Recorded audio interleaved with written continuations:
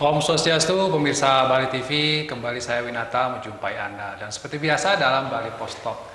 Nah, kali ini saya akan mengulas sedikit atau membicarakan tentang bagaimana upaya-upaya yang dilakukan untuk bagian dari menjaga kebinekaan, kemudian bagian dari bagaimana mendidik SDM Hindu, itu persiapkan SDM Hindu yang handal, yang mumpuni. Dan saya akan mewawancarai Bapak Ketut Udi Prayudi. Beliau adalah founder dari Rumah Kebangsaan dan Kebinekaan Pasraman Satyam Eva Jayate, ya, yang sudah mulai dibangun dari tahun 2018 gitu. Dan kita ingin mengetahui sebenarnya konsep dari Rumah Kebinekaan ini seperti apa, Pasraman ini seperti apa, dan bagaimana perjuangan dari Pak Ketut Udi Prayudi dalam merealisasikan impian-impian ini, bagian dari upaya bagaimana kita mempersiapkan SDM itu tentunya. Kita sapa langsung Pak Udi Prayudi. Om Swastiastu. Om Swastiastu. Ya. Bagaimana kabar? Sehat? Bung Winata, apa kabar? Lama tak bersua. Ya. Om Swastiastu, pemirsa Bali TV. Ini senior saya dulu di Fakultas Ekonomi dan juga di organisasi gitu. Dan sekarang rambutnya panjang gitu ya. Mungkin ada cerita rambutnya panjang kenapa nih Pak? Ya. Gajah Mada tidak makan buah pala sebelum menyatukan Nusantara, kan gitu ini. Udi Prayudi tak potong rambut kalau belum menuntaskan pembangunan rumah kebangsaan. Kira-kira gitu spiritnya ya. Komitmen untuk mewujudkan selesainya rumah kebangsaan dan kebinekaan. Jadi bagian dari apa? Proses ini ya. Iya. Semacam apa ya? Janji gitu ya. Oke, kita bicara tentang Pasraman ini, rumah kebangsaan. Saya tertarik dengan rumah kebangsaan. Tadi sudah diceritakan bagaimana sih sebenarnya sejarahnya dan visinya sebenarnya seperti apa ini rumah kebangsaan dan kebinekaan. Sebenarnya spiritnya kan awalnya hanya memberi ruang untuk generasi muda kita berinteraksi. Ya, artinya dengan kita punya rumah, kita punya tempat, maka kita akan bisa melakukan proses-proses diskusi. Ingat masih zaman-zaman kita aktivis kan, kalau udah ketemu akan banyak ide-ide bernas yang akan muncul kan. Termasuk juga selain ide-ide kreatif juga ide-ide nakal gitu lah. Sebagai aktivis biasanya kan ide-idenya juga cukup menarik. Awalnya hanya itu, ayo kita bikin tempat untuk kita ngumpul gitu. Karena berikutnya dia berkembang, gimana kita bisa mempererat rasa persaudaraan antar anak bangsa. Tidak hanya kita, karena kita di Bali generasi muda Hindu, tapi kita ingin luaskan juga generasi muda Hindu Nusantara dan juga generasi muda lintas agama. Ini kan membangun spirit kebangsaan itu akhirnya menjadi komitmen kita bersama para katakanlah teman-teman yang bersepakat untuk mendirikan Pasraman ini. Ini sebenarnya diinisiasi oleh kawan-kawan di Forum Alumni ya? Iya. Nah, kebetulan kita dari Forum Alumni KMHDI dan KMHDI bersinergi. Nah, KMHDI itu kan satu-satunya organisasi mahasiswa Hindu tingkat nasional. Ada teman-teman HMI, GMNI, PMII dan sebagainya. Kita sudah berinteraksi. Nah, kita pingin juga kita di Bali membuat sebuah tempat yang bisa juga kita berinteraksi gitu. Jadi memang diinisiasi oleh kawan-kawan Forum Alumni dan KMHDI dan KMHDI sendiri gitu ya. Betul. Dan mulai dibangun dari tahun 2018 ya. Pembangunannya dimulai 2018. Tetapi ide awalnya sebenarnya dari 2010 sebenarnya. Ya, 2010 ketika saya katakanlah dimandatkan sebagai Ketua Umum Forum Alumni KMHDI dalam sebuah mahasabah, kita harus bikin tempat nih buat kita berinteraksi lebih serius lah memikirkan kebangsaan ini. Akhirnya 2016 kita detilkan, 2018 kita mulai. Konsepnya sebenarnya panjang sebenarnya ini. Hanya saja karena kita ini hanya modalnya semangat dan komitmen, dan hanya itu kan tidak bisa terbangun kan? Bukan kita dengan komitmen dan semangat terus dia langsung besoknya berdiri kan, enggak. Proses-proses komunikasi, koordinasi itu kita lakukan cukup panjang. Ya, mungkin bisa diceritakan detail tentang rumah kebangsaan ini, apa yang menjadi katakanlah pembeda atau konsep yang disematkan nanti apakah mulai dari proses pembangunannya dengan bahan-bahan tertentu, kemudian bentuknya, wujud fisiknya seperti apa? Ya. Nah, kalau kita bayangkan sebuah peselaman, pada mindset kita itu kan tempatnya jauh di tengah hutan, di bawah kaki gunung, di pelosok lah terpencil, terdengar hanya gemerici air, tidak ada jalan raya. Di sana orang-orangnya kurus-kurus, ini kan karena berpuasa kan gitu. Ini konsep peseraman yang kita kenal kan seperti itu gitu kan. Nah, kita ini agak berbeda ya, artinya karena kita mengusung konsep kebangsaan dan kebinekaan, kita ini buat ciri khasnya sebagai wujud apa yang kita cita-citakan. Dia tidak hanya nama kita ini kan Rumah Kebangsaan dan Kebinekaan. Artinya kalau dia hanya sebuah nama saja tanpa apa yang kita bisa lihat untuk menyatakan itu, rasanya kan hanya sekedar jargon saja gitu kan. Jadinya bangunan kita ini dibangun dari batu-batu seluruh Nusantara. Ya, kalau para penggemar batu barangkali tahu dia batu Bacan, batu Sojol, batu Miangas, terus batu Siklop dan lain sebagainya, itu ada di sini. Jadi pondasi bangunan kita ini itu berasal dari batu-batu seluruh Nusantara, dan itu disumbangkan oleh mereka di sana. Bukan kita datang ke sini ngambil, jadinya peran mereka tidak ada. Tapi di sini teman-teman kita dari Papua yang kirim batu itu, dari Maluku dikirimkan batu itu kemari, termasuk teman kita dari Jawa, dari Kaharingan, ya, dari Dayak mengirimkan batu, termasuk juga dari Sabang, Aceh, nah itu juga mengirimkan batu. Nah, ini yang kita jadikan pondasi. Ini akan jadi cerita bahwa bangunan yang sekarang sudah berdiri ini pondasinya adalah batu-batu seluruh Nusantara. Dia ada historis gitu kan.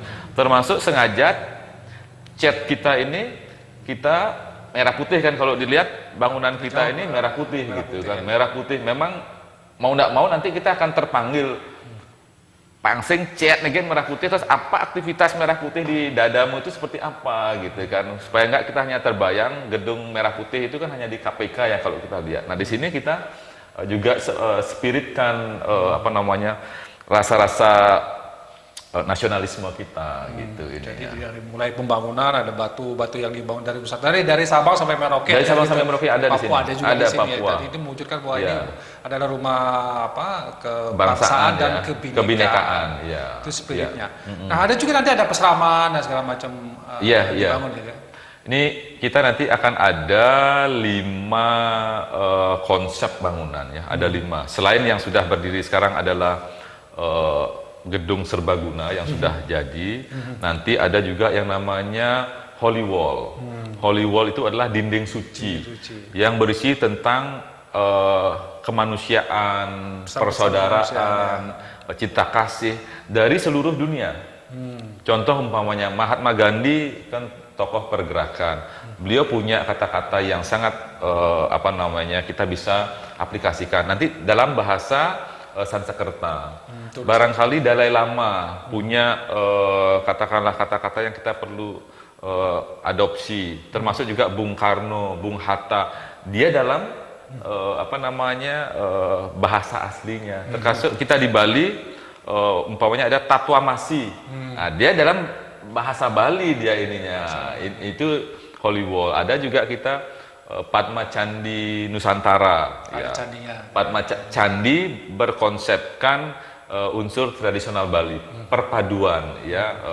Termasuk juga termasuk juga yang tadi disebutkan ada asrama putra dan asrama putri, tempat mereka melakukan katakanlah pergulatan, pelatihan, pendidikan dan lain sebagainya. Ya, itu ada di sana. Dia nanti juga akan menjadi tempat bagi generasi muda dari seluruh Nusantara. Tidak hanya Bali saja yang di sini, tapi dari seluruh Nusantara yang studi di Bali, dia akan tinggal di sini, berinteraksi dengan saudara-saudaranya dari daerah lain. Ini konsepnya seperti itu, ya. Jadi kawan-kawan dari Nusantara yang hidup bisa tinggal di sini nanti gitu. Betul.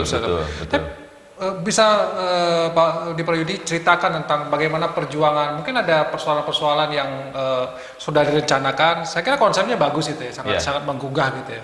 Tapi perwujudannya kemudian kan dari 2018, 2020 ya belum lah sampai kelihatan akan cepat selesai nih. Iya. Sebenarnya planning gimana? Kemudian ada kendala apa nih kemudian? Iya, jadinya sebenarnya kita sudah rencanakan sedemikian matang 5 unit bangunan yang utama, dan kita sebenarnya sudah targetkan 17 Agustus kemarin dalam rangka hari kemerdekaan kita resmikan 17 Agustus. Itu sudah kita rancang dari tahun lalu, tetapi Tuhan berkehendak lain ya.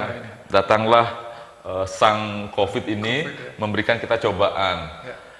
Sebenarnya karena konsep kita cukup menarik, hampir semua pihak itu bersemangat untuk berkontribusi ya. Setelah kita sampaikan konsep kebangsaan, konsep Nusantara, tidak hanya katakanlah di Bali saja yang ingin berkontribusi, tetapi banyak juga saudara-saudara kita dari non-Hindu, dari Muslim, Ustadz ngirim batu dari Gunung Merapi dia kirim dan lain sebagainya, teman dari Aceh ngirim, teman dari Papua ngirim.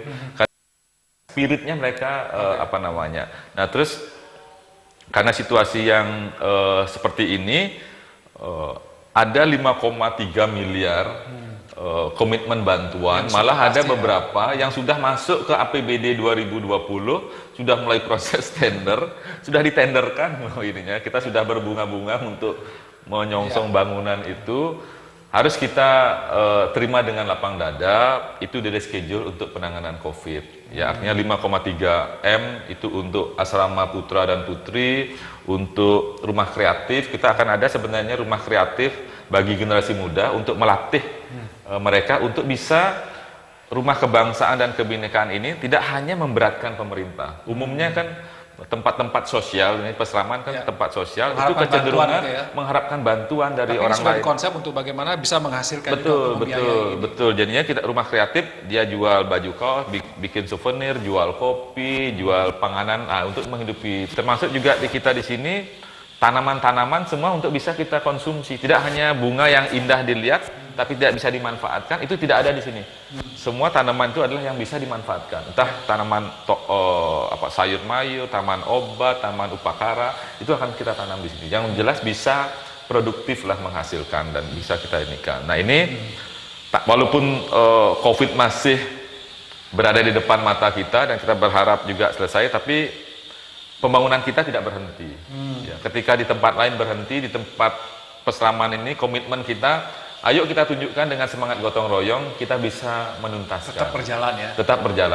Tetap berjalan walaupun tidak sesuai dengan schedule awalnya yang ngebut.